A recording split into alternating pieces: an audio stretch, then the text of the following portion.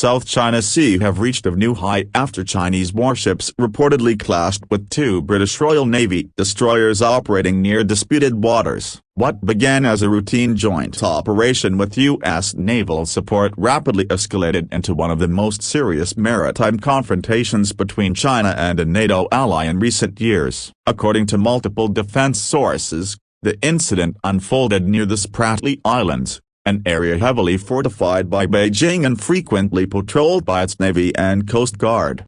Initial reports suggest that HMS Defender and HMS Richmond were conducting a joint passage through what the UK and its allies recognize as international waters. Their presence was part of a broader freedom of navigation mission led by the United States, designed to reaffirm open access to the sea lanes that carry one-third of global trade. However, the Chinese Navy interpreted the movement as a deliberate provocation. Within hours, two planned destroyers, believed to be Type 052D class vessels, were dispatched to intercept the British ships. Chinese state media later confirmed that their ships issued multiple warnings to the British vessels, demanding they alter course. When the destroyers maintained their trajectory, Chinese electronic warfare units began active jamming attempts on communication frequencies, temporarily disrupting navigation systems aboard the British ships. This marked the first confirmed use of directed electronic countermeasures in such close proximity between UK and Chinese naval forces. As the situation unfolded,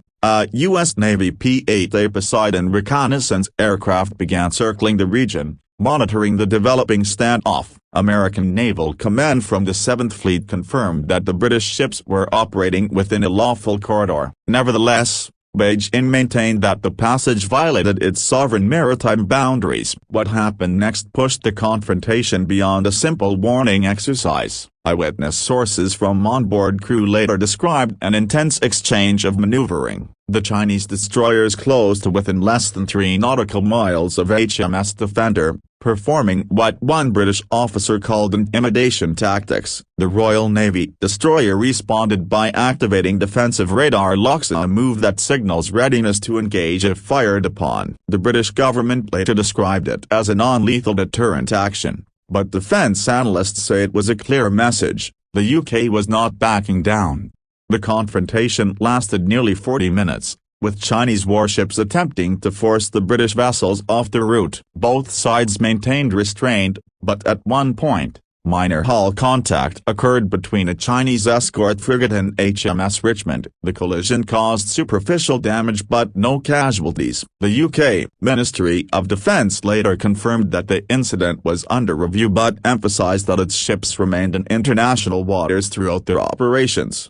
China's reaction was immediate and fiery. The People's Liberation Army Navy's spokesperson accused the Royal Navy of illegal intrusion and deliberate provocation, warning of unforeseen consequences if violations continue. Within hours, Chinese fighter jets believed to be J-16s were scrambled from bases in Hainan and conducted low-altitude passes near the British flotilla. This was accompanied by an official statement from Beijing's Ministry of Defense, declaring that the era of Western freedom of navigation intimidation is over.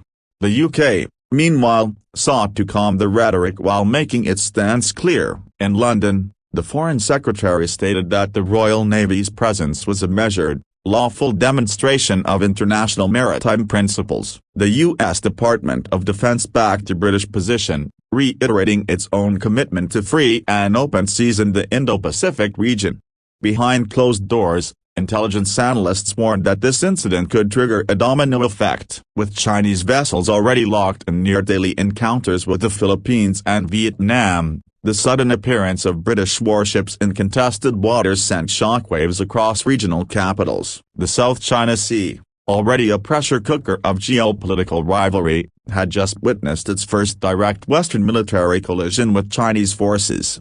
By the next morning, satellite imagery from private firms showed the Chinese Navy rapidly reinforcing positions around the Parcel and Spratly regions. Analysts identified at least 4 additional Type 055 marine high-class destroyers and a refueling vessel moving south from Yulin Naval Base. Meanwhile, the British destroyers maintained their course but adjusted formation under escort from an approaching U.S. Navy Arleigh Burke-class destroyer, believed to be USS Higgins. Washington's involvement changed the tone dramatically. U.S. Indo-Pacific Command elevated its alert status to condition yellow, a readiness level indicating heightened monitoring of potential hostilities. The American destroyer established direct communication links with both the British and Chinese task forces, warning against further aggressive maneuvers. In a briefing to the press, a Pentagon official described the confrontation as a deliberate Chinese escalation to challenge Western resolve. Meanwhile, diplomatic channels were working overtime. In Beijing, the British ambassador was summoned for an emergency meeting with Chinese foreign officials. That discussion, described by insiders as tense but controlled, centered on accusations of territorial violation. The UK delegation reiterated that the mission operated under UNCLOS principles, international law that rejects Beijing's sweeping nine-line claim over nearly the entire South China Sea. As the incident gained international attention, global markets reacted swiftly. Crude oil prices jumped nearly 3%, reflecting investor fears of disruption to one of the world's busiest shipping routes. Defense contractors saw spikes in share value as talk of renewed naval procurement spread among allied nations. In Washington, senators from both parties called for an emergency review of Indo-Pacific defense commitments, describing the event as the closest we've come to a naval incident since the Cold War. However, the real turning point came 48 hours later. Satellite feeds detected unusual movement within China's Fiery Cross Reef military installation. Analysts confirmed that long-range anti-ship missile batteries had been placed on active standby, their targeting systems aligned toward the region where the clash had occurred. The U.S. Navy responded immediately by deploying two carrier-based F/A-18 squadrons from the USS Ronald Reagan to patrol the skies near the area. It was now evident that the confrontation had moved from isolated tension to an active military standoff. At this point, NATO headquarters in Brussels issued a rare statement supporting the UK and condemning Chinese reckless maritime aggression. The European Union's Foreign Affairs Office followed suit, calling for restraint but acknowledging that freedom of navigation cannot be compromised. Within hours, the narrative shifted from a bilateral encounter to a global diplomatic crisis. In Beijing, nationalist rhetoric intensified. State-run outlets broadcast footage of planned warships shadowing the British vessels, framing the incident as a patriotic defense of sovereignty. Social media platforms inside China erupted with nationalist fervor, trending hashtags celebrating the day Western warships were taught a lesson. But outside of China, the global narrative leaned toward condemnation of Beijing's aggressive stance. The United States, the United Kingdom, Japan, and Australia issued a joint communique demanding de-escalation and adherence to international maritime law.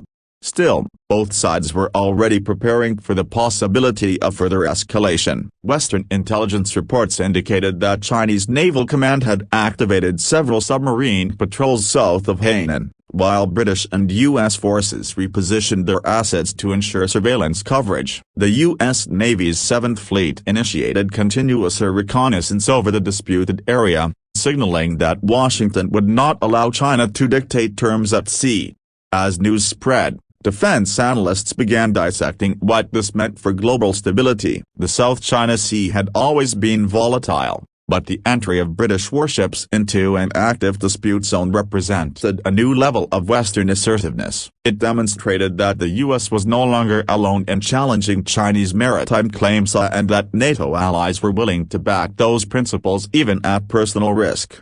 By the third day, the Chinese and British vessels remained in proximity, separated by barely 5 nautical miles but maintaining uneasy silence. Radio transmissions were tense but professional. Every radar ping, every course adjustment, carried potential consequences. The world's attention turned toward this narrow stretch of water, where one miscalculated move could have triggered a full-scale international crisis. And as intelligence reports continued to flow into Washington and London, something unexpected happened. Something that would change the entire balance of the situation.